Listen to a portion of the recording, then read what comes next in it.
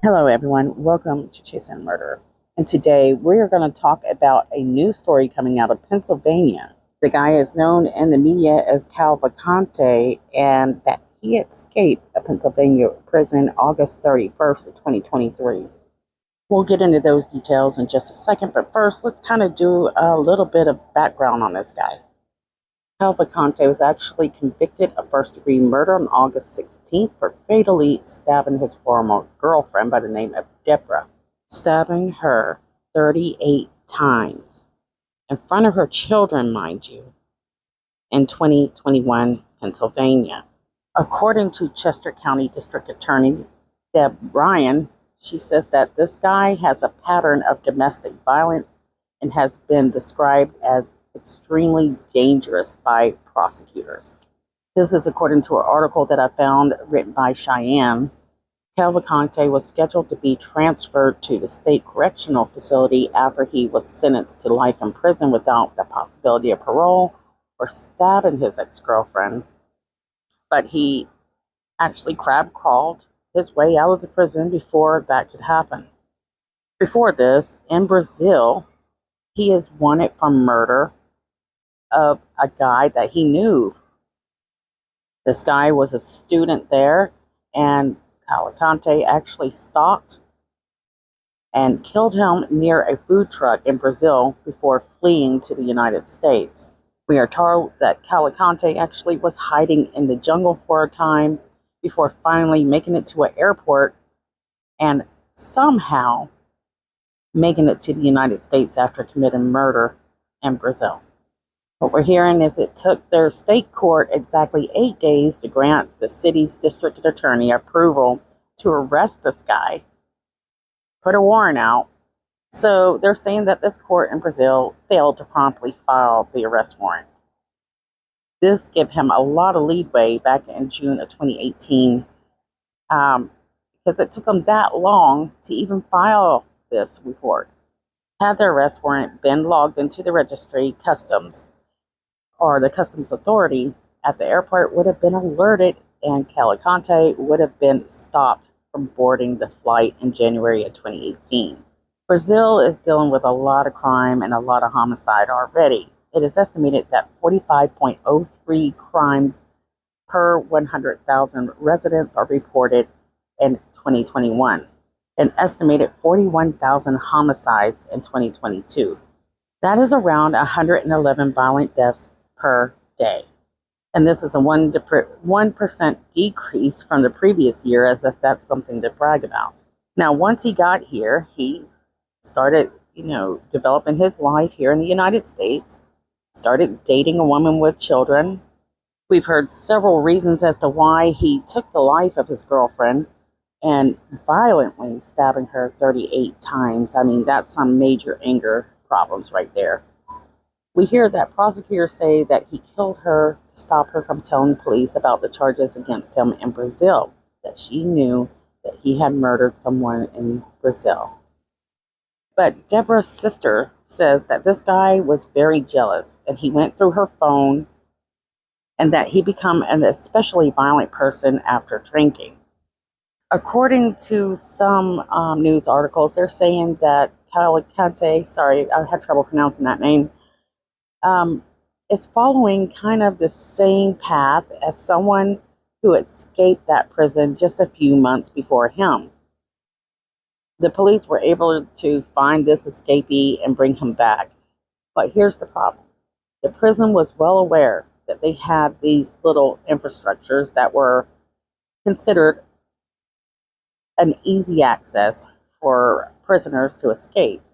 But they really didn't do anything about it. All they did was add a few more razor blade fencing.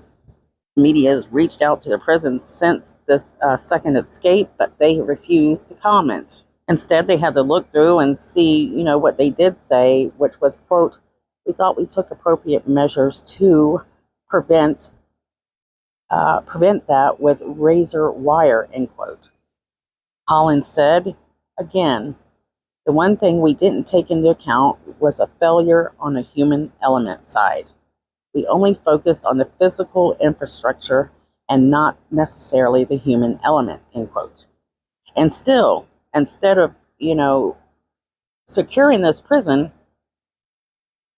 and putting the public's safety in danger, they're just not doing the upgrades they need to this building. So let's go back to August 31st. Holland said that the escape was not seen by the guard in a tower overlooking the group of prisoners who were playing basketball and were in their exercise time. But the guy in the tower wasn't the only one monitoring.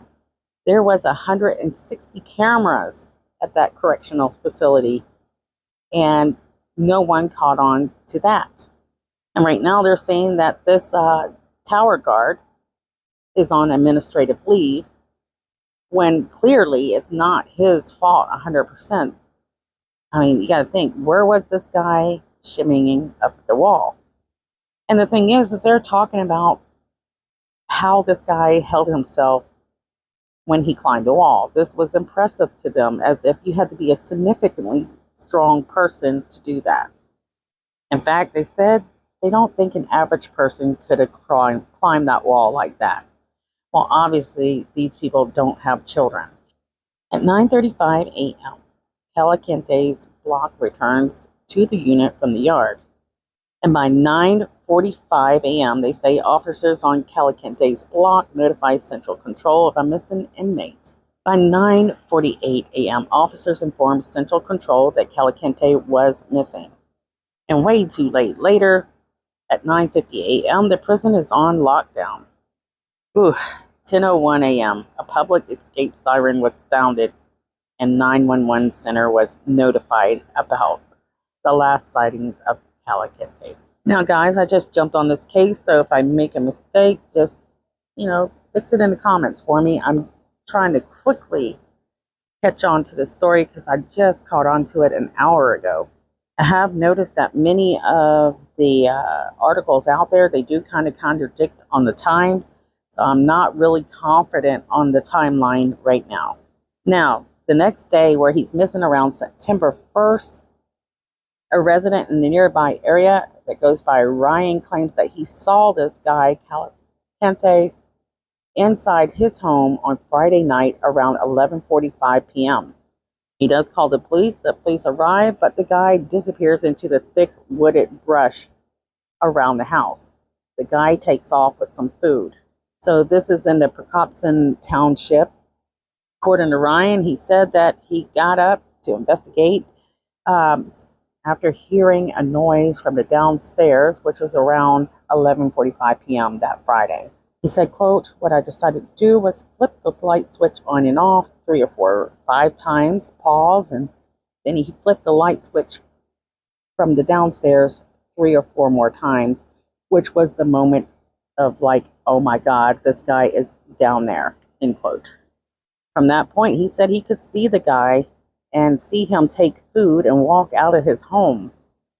He said it was a day or so later, or Sunday, that the U.S. Marshals come to his house. They start searching the woods alongside his property, but as you can imagine, they come up empty-handed. What they're probably doing is just trying to mark his trail, look for footprints, and that way they can kind of focus or guess what he's going to do next. By September 2nd, Cavalcante is actually spotted on video around 1:43 a.m. And that's on the 1800 block of Linate Road, which is only like 1.5 miles from the prison. Again, around September 3rd, police say that this guy was actually spotted from a distance by a state trooper who said that he gave him a chase but lost him. September 4th of 2023, there are images of this guy with no shirt and a tote bag. And they say that it's a camera that actually recorded this fugitive at Longwood Gardens, so about 3 miles from the prison at that point. At that point, the police have no other choice but to start expanding the perimeter of where they're going to start searching for this guy. At that time, the current search route was Route 1 East to Parkersville Road, north to Route 52 to Lenape, west to Northbrook Road south to Route 926, and west to North Walnut Road. Now, this makes sense to me. He's going to follow, something like the power lines or a creek, because there's going to be less cameras there, because in today's time, there's a lot of people putting cameras out for wildlife and deer, and he knows this. Around September 5th, a resident actually reports seeing this fugitive near a creek bed on the resident's property. So somewhere in the area of Chandler Road in Pennsbury Township. After hours of searching, the authorities come up with nothing. So it was around 9:33 p.m. Let's see, that they said that they actually catch him on a trail cam. So at the time, they believed that he was moving east along Burnett's Run Creek. So we're going to skip a few days here because, like I said, I just jumped on this case. Around September 9th, it is said that, this fugitive is seeking out people that he knows. Police do not believe that he's going to be able to avoid capture without some sort of help. They're saying it was a Saturday evening that he actually appeared at East Pikeland Township, a home of an acquaintance that he knew for several years. He spoke with the acquaintance on the Ring doorbell camera, and he appeared to be clean shaved and looked, different than when he had escaped the prison. Had on a black cap with a lime green like hoodie. This person wasn't home when Cavalcante showed up, and he didn't respond to meet the fugitive. After that attempted contact, he tried to contact another acquaintance in the nearby area. That person wasn't at home and actually called the police after a female saw the escaped inmate. Police say he needs additional help. He needs resources for the long run, and he's seeking those. Around September 10th, at a press conference, police say that the convicted murderer was spotted overnight in Phoenixville, Pennsylvania. That's about 25 miles from the last sighting, Kennett Square, Pennsylvania. It's also believed that this guy had actually stolen a van from Bailey's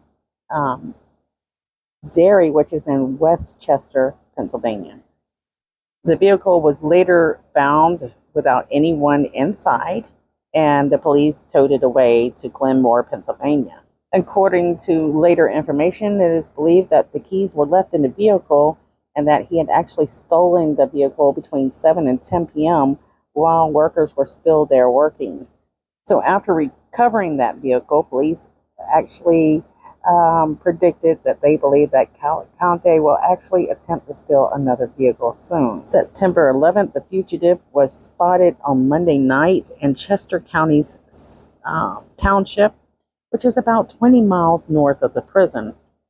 According to a CNN article written by Eric and Selena, it was around 8 p.m. that a driver noticed a man crouched near a wood line just off the road. And it was about, it was west of Route 100. So law enforcement did go to that area where they found footprints in the mud that were identical to the fugitive that they were searching for. So they tracked the prints and eventually found the shoes, he said. Well, it sounds like to me that they're leading them a certain way so that he can go another way. It wasn't long, and a resident said that they were able to report that a pair of their work boots that were on the porch had been stolen. Around 10:10 p.m., police received a 911 call from a resident who said a shirtless man entered the garage and grabbed a rifle in the corner. This makes no sense to me. These people have been told to lock up their stuff and definitely put your guns up. According to the resident, he said that he fired his pistol at the fugitive as he fled, but there's no reason to believe that he was injured. They actually discovered that that green sweatshirt and a white t-shirt this fugitive was wearing was found near that homeowner's driveway. Quote, "I think he's just trying to survive and avoid being captured right now," end quote. I think so too. Now, with the police getting closer and hotter on his trail, they do have some parameters that they know that they can watch or believe that he might be in between. But here's the thing. Will he work himself backwards in order to avoid being predicted on his next steps. So at this point, you have about 500 law enforcement officers, including Pennsylvania State Police, the FBI, the ATF, and the U.S. Marshals, who are searching that area around where that shooting took place, and police have set up a perimeter stretching several miles in each direction. They said, quote, "It's a large area, wooded, hilly terrain. It is not something that it's a matter of sending a few people in and searching," end quote. Police have also sent several reverse 911 calls out to the people around that area, warning them, that this guy's somewhere in this area. They just don't know exactly where. And at that point, they started making decisions to shut down schools that are in that area, close down roads, and tried to pin this guy in again. So it seemed today that they felt that they might have got him cornered somewhere. They're trying to wear this guy out. They're trying to make it to where he can't sleep, he can't eat, and if he's exhausted, then he can't think. But it seems that there's a possibility that he could be one step ahead of them. This is a guy that already escaped Brazil authorities. He knew what he needed to do it, and he accomplished it. This is a guy that escaped a state prison in Pennsylvania after a guy just escaped before him. Is he really going to be that easy to capture? Just wear him down? I don't know.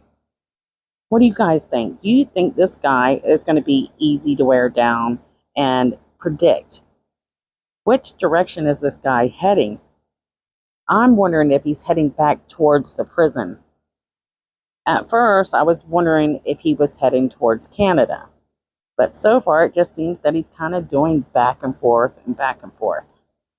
So the murder that happened in Brazil, it was over money. That he murdered this guy that he knew that owed him money. And we'll go into more of that maybe in the next video. And then the girl that he supposedly cared about in front of her children. Slaughtered her. Just straight up slaughtered her. Stabbing her 38 times in front of those children. That kind of person has zero soul. Anyways.